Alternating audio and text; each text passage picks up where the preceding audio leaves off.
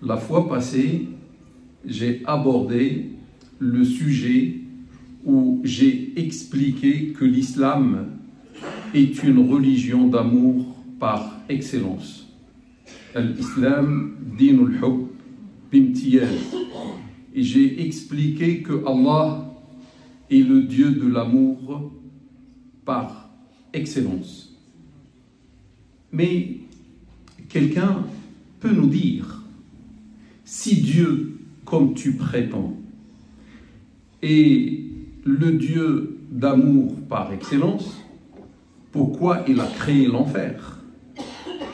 Et pourquoi il va mettre des gens de ses serviteurs en enfer? Raison pour laquelle je vais me diriger aujourd'hui tout de suite vers le jour de la résurrection, le jour du jugement.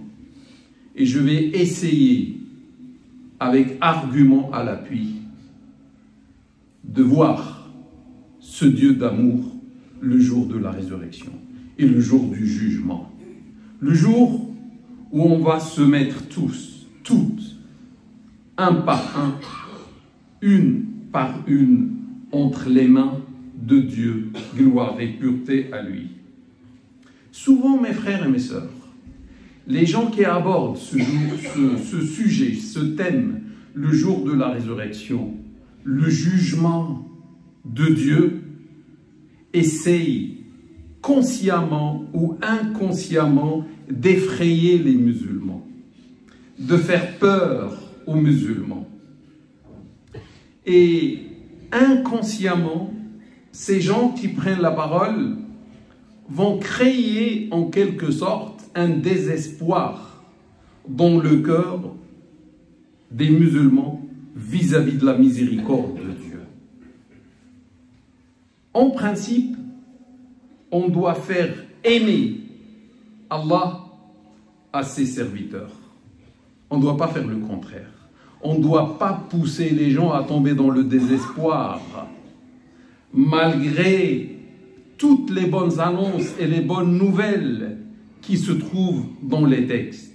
En principe, on doit concilier, on doit regrouper la crainte et l'espoir.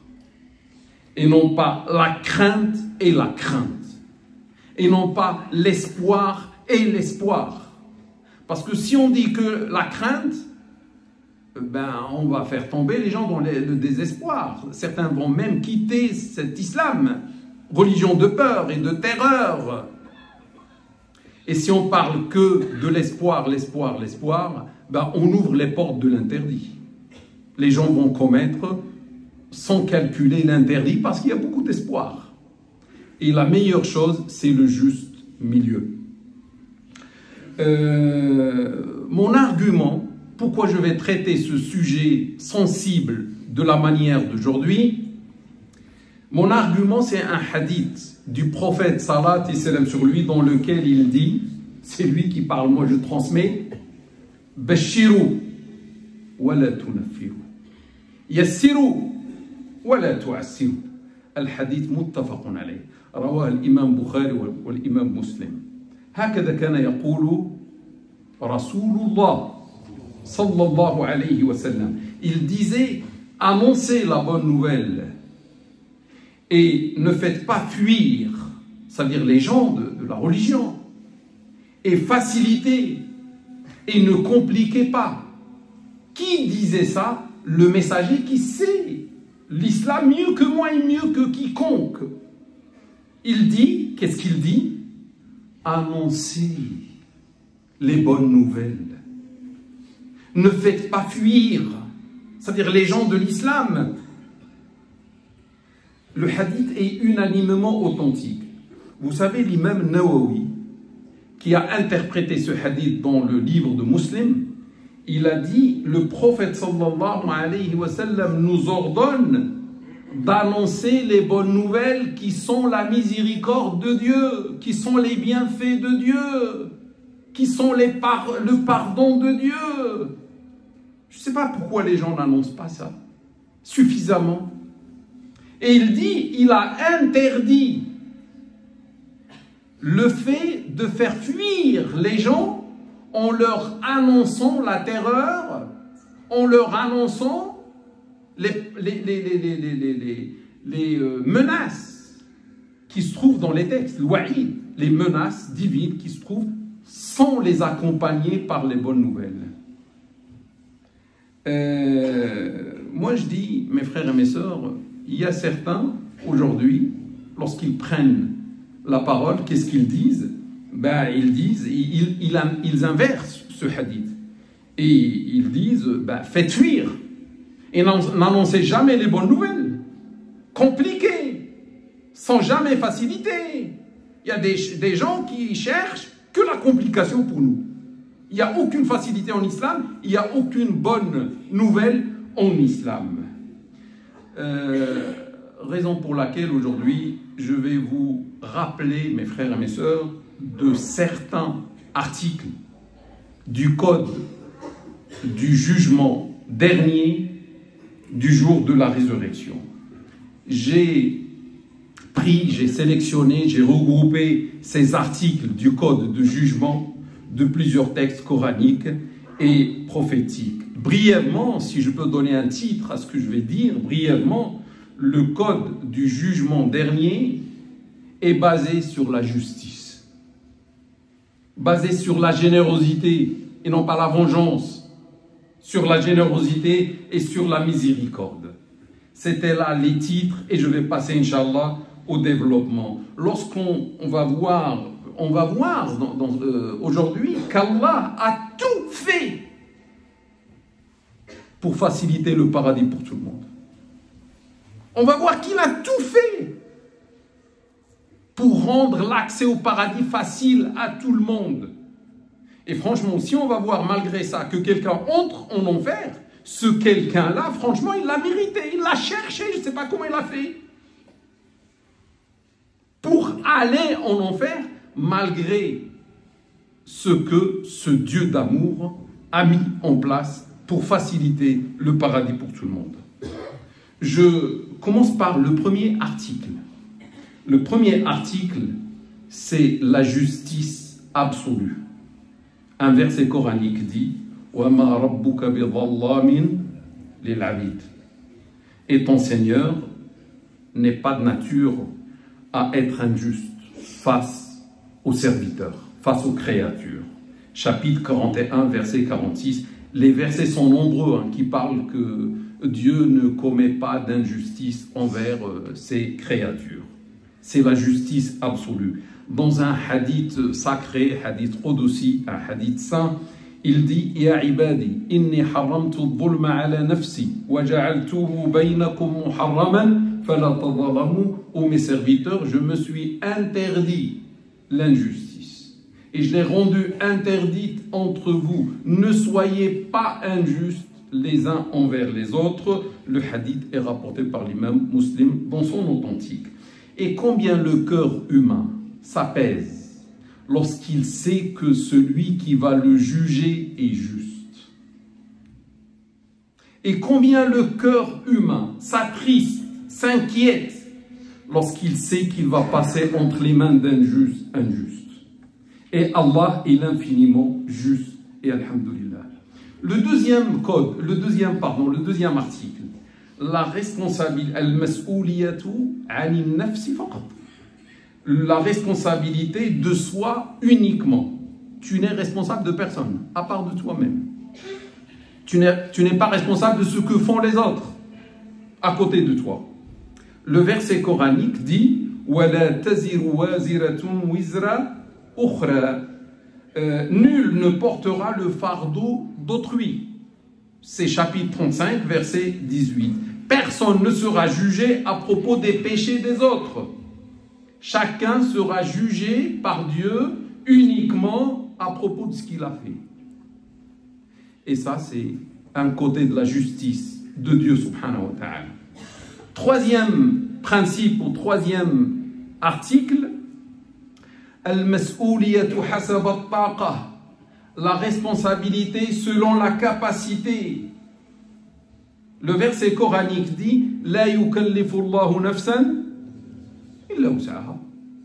Allah n'impose à une personne que ce qu'elle peut supporter. Chapitre 2, verset 286. Parce que ce que tu ne peux pas supporter, ce qui dépasse ta capacité est impossible. Or, d'après les gens de science, jamais Dieu ne demande l'impossible. Dieu ne demande pas l'impossible. L'impossible est impossible. Plus que ce que tu peux pas. Et Dieu va te juger dans le cadre de ta capacité, non pas plus. Et alhamdoulilah, ça c'est une justice de sa part. Le 4e article du code du jugement dernier, al-mas'ouliyatu fi halati al-amd, faqat. La responsabilité en cas d'acte intentionnel. Tu sais, ici on te juge même quand tu fais un acte non intentionnel, tu as commis un désastre, ben tu vas payer quand même. Peut-être on va atténuer la punition, mais tu vas payer. Dieu non. Gloire et pureté à Allah. Le prophète sallallahu alayhi wa sallam dit: Inna Allah wada'a an ummati al-khata'a wa al-nisyana wa mastukrihu alayh. Dieu a pardonné à ma communauté les erreurs, la faute commise par erreur, il n'y avait pas l'intention de faire. Les oublis, tu as oublié de faire quelque chose.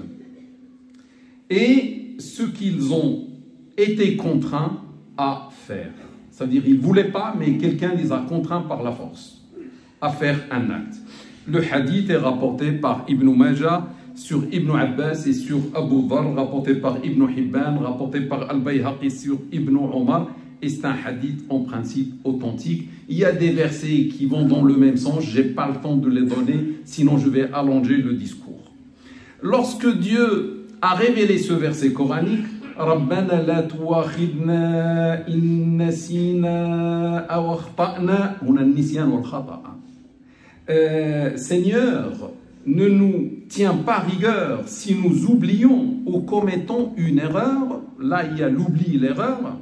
Il a dit, Allah a dit, je l'ai fait. Fa'alt. Ça veut dire, je ne vous tiens pas rigueur dans le cas où vous oubliez ou dans le cas où vous commettez une chose par erreur. Je l'ai fait. Rapporté par l'imam Muslim sur Abdullah ibn Abbas. Et rapporté par Muslim sur Abu Huraira, Allah a dit oui. C'est-à-dire, chaque fois que tu vas faire ce dua, Seigneur, ne nous tiens pas rigueur en cas d'oubli ou d'erreur, il dit oui. Ça veut dire c'est un dua exaucé par Allah Ta'ala. Et là, c'est une générosité de sa part. Là, ce n'est pas la justice. Ça, c'est la générosité. La justice, tu dois être puni. Mais il a agi par générosité. Et c'est ça, le Dieu de l'amour, de la générosité. Gloire et pureté à lui. Et alhamdoulilah, que Dieu est comme ça. 5e article, la responsabilité en cas de réception du message. Ce point, je ne vous cache pas, il fait la divergence au sein de la communauté scientifique. Certains disent celui qui n'a pas reçu le message, et quand on parle de réception du message, c'est par exemple ceux qui ont vécu dans une période où il n'y avait pas un prophète. Ils n'ont pas reçu le message. Est-ce qu'ils seront pardonnés ou seront châtiés par Dieu alors qu'ils n'étaient pas musulmans? Peut-être ils ont adoré même les idoles. Qu'est-ce qu'on fait de ces gens-là? Les enfants qui meurent avant la puberté. Qu'est-ce qu'on fait des enfants qui meurent avant la puberté? La puberté déclenche la responsabilité. Avant la puberté, tu n'es pas quoi? Tu n'es pas responsable devant Dieu subhanahu wa ta'ala de tout ce que tu peux faire. Un autre cas, quelqu'un qui n'a pas la validité de ses sens. Par exemple, il ne parle pas, c'est un muet, non, c'est un sourd et un aveugle. On ne peut pas lui transmettre le message. Quelqu'un qui est aveugle, qui n'entend pas, comment tu vas lui transmettre le message? Il va vivre sa vie. Hein. Est-ce qu'il va être en enfer alors qu'il n'a pas reçu le message? Quelqu'un qui a été privé de ses facultés mentales avant la puberté. Il est arrivé à la puberté, il n'a pas de faculté mentale. Il a fait n'importe quoi dans cette vie ici-bas. Il n'a pas reçu le message. Pour recevoir le message, il faut la raison. Lui n'avait pas la raison. Qu'est-ce qu'on en fait? Il y a 3 points. Certains disent c'est l'enfer. Pourquoi l'enfer? Parce que le prophète sallallahu alayhi wa sallam a dit que Dieu ne lui a pas autorisé de demander pardon à sa maman, Amina. Mais il l'a autorisé à lui rendre visite, visiter sa tombe. Rapporté par Muslim, dans son authentique. La majorité répond à ça. Dit, elle n'était pas responsable. Pourquoi il va lui demander pardon? Cette dame est morte avant le message. La mère du prophète sallallahu alayhi wa sallam, elle n'était pas responsable. Le pardon, on le demande à des gens responsables. Quelqu'un a demandé au prophète sallallahu alayhi wa sallam, qu'est-ce qui est devenu mon père, qui est mort pendant la période avant l'islam? Il lui dit, il est en enfer. La personne repartait et par pitié, le prophète lui dit, pour le soulager, oh, ton père et le mien sont en enfer. Rapporté par l'imam Muslim. Ben, ils se sont basés sur ces hadiths-là. La majorité dit non. Là, le prophète, c'était pour le soulager. Et il a utilisé le mot « mon père », tout en sachant que mon père en arabe signifie aussi mon oncle paternel. Parce que l'oncle paternel a le même statut, si vous voulez, que le père. Et l'oncle paternel, c'est Abu Lahab. Mon oncle Abu Lahab, il est en enfer comme ton père. Donc il ne parle pas de son père à lui, peut-être celui-ci qui est en enfer, il a commis quelque chose pour laquelle Dieu va le juger, une injustice, etc. Mais ce n'est pas pour l'islam. Ça veut dire qu'il sera jugé et après, Inch'Allah, il partira au paradis. Le deuxième avis, Dieu va les mettre à l'épreuve. Il va leur envoyer un messager. Et le messager, le jour de la résurrection, ces gens qui n'ont pas reçu le message, il va leur dire, jetez-vous dans le feu de l'enfer. Il y a des gens qui ne vont pas vouloir. Il y a des gens qui vont se jeter. Ceux qui se jetteront seront au paradis. En apparence, c'était l'enfer, mais lorsqu'ils vont obéir à Dieu suite au messager du jour de la résurrection, ils seront au paradis. Certains disent ça. Mais ces hadiths, la majorité répondit, ces hadiths sont faibles. Et supposons que ces hadiths sont forts, il reste des hadiths singuliers qui s'opposent à des versets coraniques qu'on va voir. Il y a une règle juridique dans Usul al-Fiqh. Quand un hadith singulier s'oppose à un verset coranique, la primauté au verset coranique. Regardez ce que Dieu dit. Il dit وَمَا كُنَّا مُعَذِّبِينَ حَتَّى نَبْعَثَ رَسُولًا. Nous ne châtions jamais avant d'avoir envoyé un messager, chapitre 17, verset 15. C'est-à-dire, s'il n'y a pas un messager envoyé, Dieu ne va pas châtier les gens qui n'ont pas reçu un messager. Il y a un autre, les versets sont nombreux, il y a au moins 5, je vais dire seulement 2. Dieu dit dans un autre verset coranique, كلما ألقي فيها فوج سألهم خزنتها ألم ياتكم نذير قالوا بلى قد جاءنا نذير فكذبنا الآية. Chaque fois qu'un groupe y est jeté, ça veut dire dans l'enfer, ces gardiens leur demandent, un avertisseur ne vous est-il pas venu? Ils répondent, oui, un avertisseur nous est bien venu, mais nous l'avons traité de menteur. Chapitre 67, versets 8 et 9. Ça veut dire on ne trouve pas un seul groupe qui sera jeté en enfer et il va dire non, on n'a pas reçu de messager. On n'a pas reçu le message. Les versets sont clairs et primautés aux versets coraniques et non pas des hadiths singuliers qui s'opposent et surtout si les hadiths sont faibles. Du coup, mes frères et mes sœurs, ce qui est bien dans tout ça, c'est qu'on va dire que les parents du prophète, notre cher prophète Muhammad sallallahu alayhi wa sallam, sont sauvés parce qu'ils ont vécu et sont décédés avant le message de l'islam. Les autres qui disent que les gens qui n'ont pas reçu le message sont en enfer, disent par là que les parents du prophète seront en enfer. Et c'est grave de dire de telles paroles. En tout cas, c'est une divergence. On respecte la divergence et on respecte les gens pour leur avis et pour leurs arguments et on est libre, comme ils sont libres, chacun croit ce qu'il veut. Sixième point, sixième article, l'islam efface ce qui a précédé.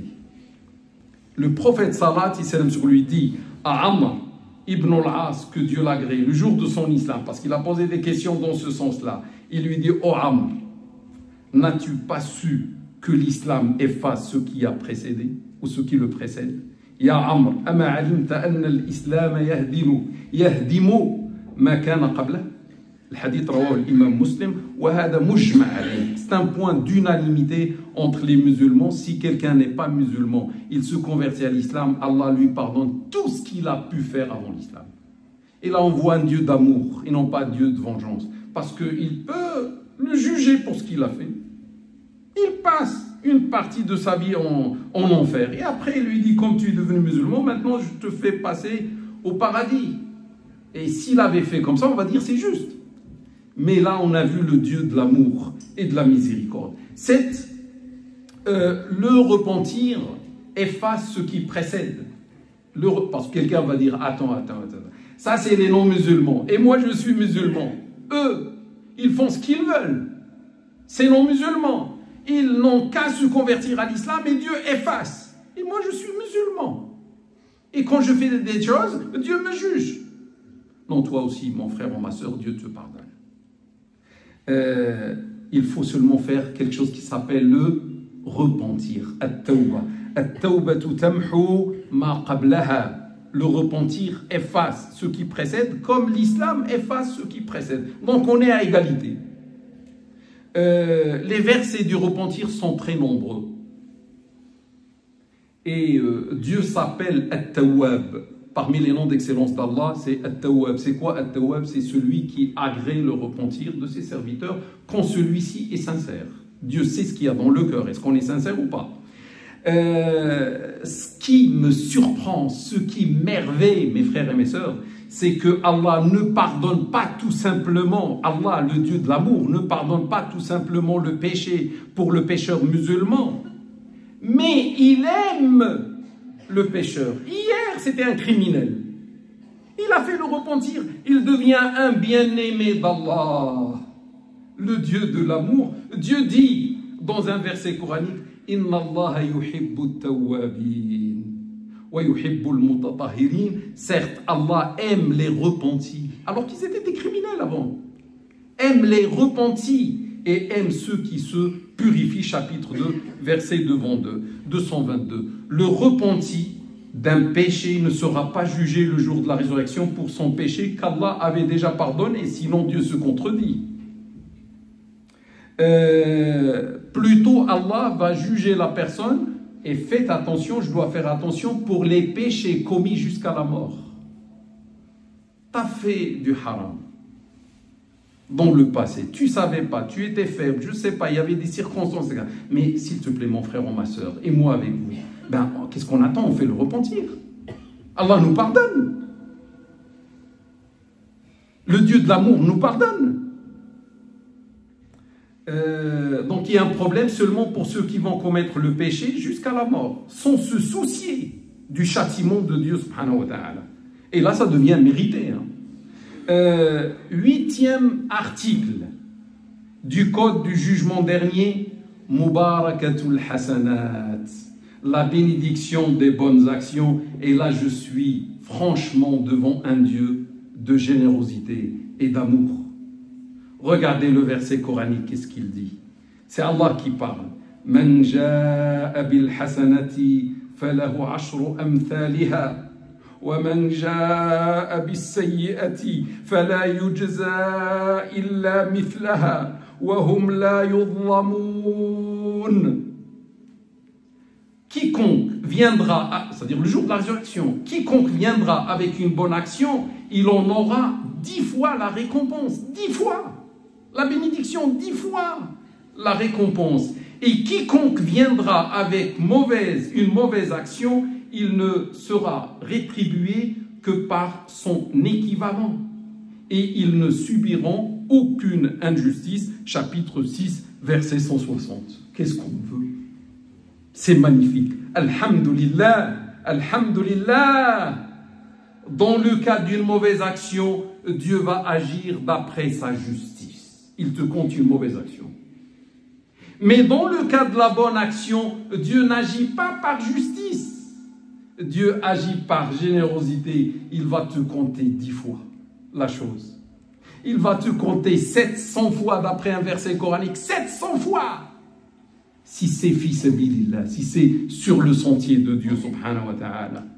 Il te compte 1000 fois. Si c'est une prière dans la mosquée du prophète salat sur lui, 1000. 30 000 fois. Si c'est une action faite pendant la nuit de la valeur, le Dieu de l'amour, 30 000 fois, tu as fait une chose, tu vas voir sur la balance 30 000 fois la chose.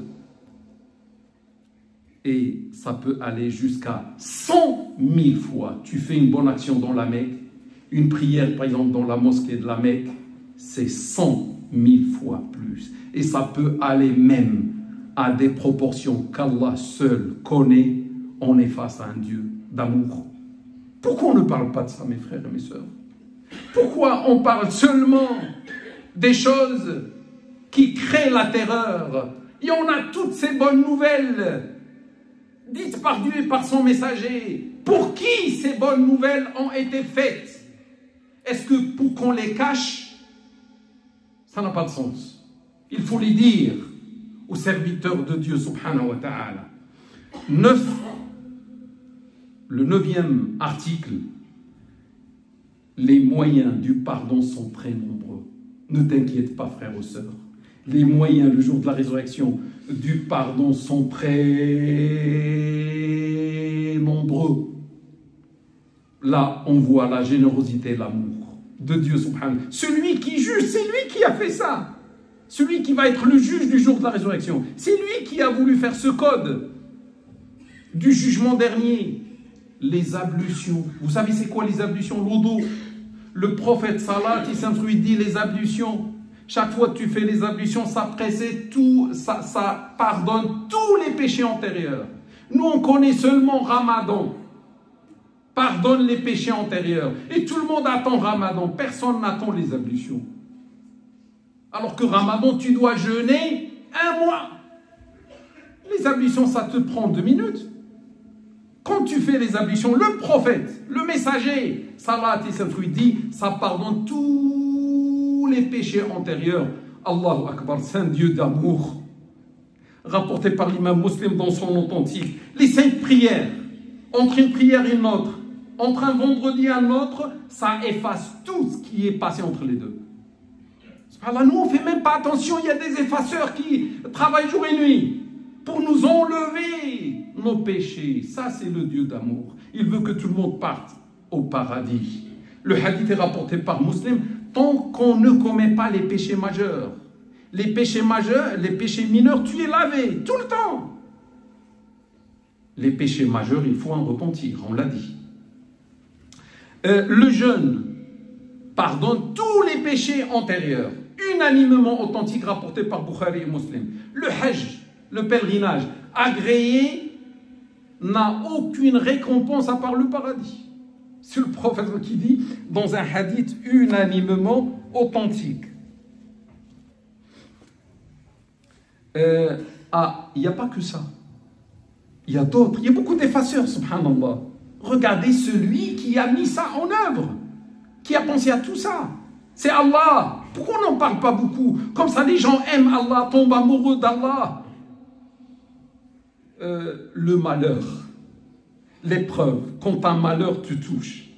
Le prophète Salat, le prophète de l'amour dit, tout musulman qui est touché par un mal, par exemple une maladie ou autre, Allah dépose ses mauvaises actions à la manière d'un arbre qui dépose ses feuilles, ça veut dire en automne. Le hadith est unanimement authentique. Là, tu n'as pas prié, tu n'as pas fait le jeûne, tu n'as pas fait le pèlerinage. Un mal t'a touché. Le mal vient de Dieu. C'est une épreuve pour toi. Pourquoi il a voulu seul, tout simplement t'effacer tes péchés? Tu vas dire non. Alhamdulillah. Donc, lorsqu'il y a le mal qui nous touche, ou touche nos enfants, ou je ne sais pas qui, nos proches, on doit supporter avec patience Et agrément, avoir confiance en Allah, comme quoi ça pardonne nos péchés, alhamdoulilah. C'est pas fini. Dieu dit dans un verset coranique, إن تجتنبوا كبائر ما تنهون عنه نكفر عنكم سيئاتكم وندخلكم مدخلا كريما. Si vous évitez les péchés majeurs, attention, il faut faire un repentir. Si vous évitez les péchés majeurs qui vous sont interdits, nous vous effacerons vos fautes, ça veut dire mineures. Et nous vous ferons entrer dans un lieu honorable, c'est-à-dire le paradis, chapitre 4, verset 31. C'est-à-dire d'une manière automatique, tous les péchés mineurs sont pardonnés, sans que tu le saches. Seulement évite les péchés majeurs et Allah te pardonne tous les mineurs. Je dis, subhanallah, il y a des effaceurs automatiques qui fonctionnent jour et nuit pour nous purifier. Subhanallah, qui a facilité le chemin du paradis pour tous ses serviteurs. Je peux même dire plus. Tu vois les péchés majeurs que tu ne commets pas chaque jour, mon frère ou ma soeur. Et les péchés majeurs, heureusement, sont nombreux. Hein. Ils sont nombreux. La sorcellerie. Est-ce que tu fais la sorcellerie? Non. La sorcellerie. La fornication. On ne fait pas. Le vin, on ne boit pas. Le vol, on ne vole pas. Etc., etc., etc. Chaque jour, des millions de bonnes actions se déposent sur ta balance parce que tu n'as pas fait ça. Parce que tu as fait une bonne action. Quand tu ne fais pas ce grand haram, c'est une bonne action. Or, la bonne action est multipliée par 10. Quand quelqu'un fait ça, il aura une fois. Et toi, chaque jour, tu as 10 fois ça, chaque jour. Regarde combien tu auras de millions, de milliards de bonnes actions sur ta balance le jour de la résurrection, parce que tout simplement tu as obéi à Dieu subhanahu wa ta'ala et tu as fait une bonne action quand tu as évité les péchés majeurs. La ilaha illallah Muhammadun Rasulullah. أقول قولي هذا واستغفر الله لي ولكم ولسائر المسلمين فاستغفروه إنه هو الغفور الرحيم وآخر دعوانا أن الحمد لله رب العالمين. الحمد لله وكفى وسلام على عباده الذين اصطفى وعلى رأسهم سيدنا وحبيبنا ومولانا محمد المصطفى صلى الله عليه وسلم وعلى آله وأصحابه وعلى كل من لسنته اتبع واقتفى. أما بعد عباد الله. On passe à la suite avec le 10e article du jour dernier. Je l'ai appelé Rahmatu Arhamir Rahim, la miséricorde de l'infiniment miséricordieux. Là, ça exprime la générosité et l'amour. On a dit un Dieu d'amour, subhanallah, et ça illustre bien cet amour. Le mot miséricorde, rahma, est revenu dans le Coran à 326 fois. La salat, c'est 67 fois. Et le mot rahma, 326, avec une moyenne de 3 rahma par chapitre. Chaque chapitre que tu vas lire même, c'est 3 fois, subhanallah, la moyenne. Hein? Regardez, ce qui est fort, fort, fort. 113 chapitres. Il y a 114 dans le Coran. 113 sur 114, ça commence par Bismillahirrahmanirrahim. Au nom d'Allah, le très miséricordieux, le tout miséricordieux. Et chaque chapitre, ça répète pour que ça nous rappelle ce qu'on peut oublier. N'oubliez pas, ne désespérez pas de la clémence d'Allah Ta'ala. C'était suffisant de dire au nom d'Allah le très miséricordieux. Non, Allah a voulu que ça soit le très miséricordieux, le tout miséricordieux. Il insiste, parce que certains parmi nous vont oublier, gloire et pureté à Allah. Un verset coranique dit قُلْ يَا عِبَادِيَ الَّذِينَ أَسْرَفُوا عَلَىٰ أَنفُسِهِمْ لَا تَقْنَطُوا مِنْ رَحْمَةِ اللَّهِ إِنَّ اللَّهَ يَغْفِرُ الذُّنُوبَ جَمِيعًا. لماذا لا نتكلم عن هذا الكلام الجميل للناس؟ إنه هو الغفور الرحيم. Dit, ô mes serviteurs, il parle de ceux qui ont fait le repentir ou qui vont faire le repentir. Moi, je m'attendais à ce qu'il dit aux criminels. Il leur dit, mes serviteurs, comme il dit à son prophète, mon serviteur. Comme il dit au plus grand adorateur, mon serviteur. Mon serviteur, c'est un statut élevé en islam. Regardez, il leur dit, dis, ô mes serviteurs, qui avez commis des excès à votre propre détriment, qui avez exagéré dans le haram, ne désespérez pas de la miséricorde d'Allah. Certes, Allah pardonne tous les péchés, c'est lui le pardonneur, le tout miséricordieux. Là, c'est chapitre 39, verset 58. La miséricorde, un hadith nous dit qu'Allah Ta'ala wa Tabarak a placé dans ce monde 1% de sa miséricorde. Et avec ce 1%, il y a la maman qui s'attache et qui est miséricordieuse à son bébé et qui va l'allaiter, etc. S'il tombe, elle va le relever. Les gens sont miséricordieux les uns envers les autres grâce à ce 1% de miséricorde. Les animaux entre eux grâce à ce 1% de miséricorde. Et qu'est-ce qu'il a fait? Il a laissé 99% chez lui de miséricorde. Et le jour de la résurrection, il va faire le cumul et ça va devenir 100% de miséricorde pour le jour de la résurrection. Pourquoi on cache ça? Le hadith est rapporté par l'imam Muslim et Bukhari, c'est unanimement authentique. Une mère était en train d'allaiter son bébé. Le prophète l'a vu, salat et salam sur lui. Il dit à ses amis qui étaient avec lui, voyez-vous que cette femme jette son bébé en enfer ou dans le feu? Les compagnons présents ont dit non, vu l'amour de cette femme pour son bébé. Le prophète salat leur a dit, l'Allahu arhamu bi'ibadihi min hadihi biwaladiha. Certes, Allah est plus miséricordieux vis-à-vis de ses serviteurs, plus que cette dame vis-à-vis de son fils, unanimement authentique rapporté sur Omar ibn al-Khattab. Le prophète sallallahu alayhi wa sallam sur lui dit aussi, personne ne sera sauvé par son œuvre. Lan yunjiya ahadan minkum amaluh. Sa prière, son jeûne, etc. Un homme dit au messager de Dieu, même toi, tu ne seras pas sauvé grâce à tes œuvres, tes bonnes œuvres. Il a dit, même moi, sauf si Dieu m'englobe par sa miséricorde, unanimement authentique. Ce qu'on fait ne va pas nous faire entrer au paradis. Il faut faire, mais il ne faut pas compter sur ça. Il faut compter sur la miséricorde de Dieu, subhanahu wa ta'ala. Je dis, avec cette miséricorde infinie, 100%, on va entrer, Inch'Allah, au paradis. Avec cette miséricorde, 70 000 vont entrer sans jugement au paradis, unanimement authentique. Avec cette miséricorde, 7 catégories seront placées à l'ombre de Dieu. Le jour où il n'y aura aucune ombre à part la sienne, c'est unanimement authentique. Là, mes frères et mes sœurs, j'arrive au dernier article du jugement dernier. Je l'ai appelé Al-Mashi'atul Ilahiyya li ahli al-kaba'ir, la volonté divine pour ceux qui commettent les péchés majeurs jusqu'à leur mort. Parce que quelqu'un va dire, mais tout est beau ce que tu viens de dire. Mais les musulmans qui vont commettre les péchés et qui vont rester jusqu'à la mort, qui ne vont pas faire le repentir, qu'est-ce qu'on fait de ces gens-là? La réponse, c'est le Dieu de l'amour et de la générosité. Celui qui meurt parmi les musulmans en commettant toujours jusqu'à la mort les mauvaises actions, péchés majeurs, sans repentir, Allah va soit le châtier par sa justice, et non pas par injustice parce qu'il mérite, soit lui pardonner par sa générosité. Il y a quelqu'un qui a fait le péché majeur jusqu'à la mort et Dieu peut lui pardonner par sa générosité. Il peut le châtier par sa justice.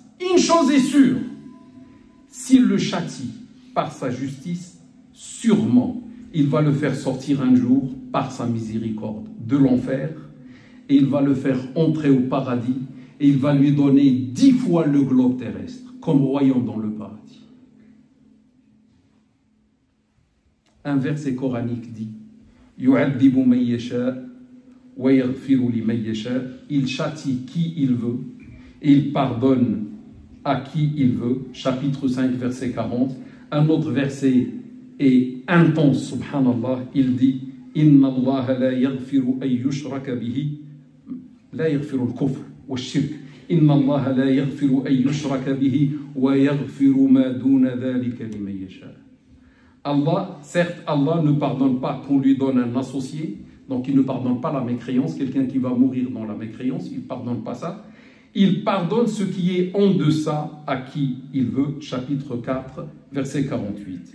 Ce qui nous émerveille, ce qui nous étonne, c'est que quand Dieu va trancher, il va juger quelqu'un qui a commis les péchés majeurs, à ce moment-là, après son jugement, le Dieu de l'amour va autoriser son noble prophète, salat islam sur lui, à intercéder en sa faveur. Le jugement est fait par Dieu, l'enfer. Et à ce moment-là, il autorise notre prophète Mohammed, salat islam sur lui, qui vient et qui va demander à Dieu, subhanahu wa ta'ala, d'accorder sa grâce, de délivrer de l'enfer en quelque sorte ce criminel qui a fait le péché jusqu'à la mort. Le prophète salat islam sur lui dit Shafa'ati li ahli al-kaba'iri min ummati. Mon intercession est réservée à ceux qui commettent les péchés majeurs parmi ma communauté. Le hadith est rapporté par Tirmidhi, par Abu Daoud, par Ibn Majah sur deux compagnons, sur Jabir et sur Anas. Quelqu'un qui posait la question à Jabir lui dit, mais l'intercession, il lui dit, pourquoi tu parles d'intercession? Est-ce que tu fais les péchés majeurs? Ça ne te concerne pas. L'intercession, c'est uniquement pour ceux qui font les péchés majeurs jusqu'à la mort. Mes frères et mes sœurs, après ce cours, celui parmi nous qui ne commet pas les péchés majeurs, qui ne néglige pas les obligations, je lui dis félicitations. Aime bien Dieu et continue sur cette voie jusqu'à la fin. Par contre, celui qui commet les péchés majeurs ou qui néglige les obligations, je lui dis, s'il te plaît, frère ou sœur, je te demande au nom d'Allah, fais rapidement le repentir. Ne reste pas comme ça, parce que la mort peut venir à chaque seconde. Je ne vais pas dire demain, à chaque seconde. Ne pars pas chez le Dieu d'amour sans avoir fait auparavant un repentir sincère.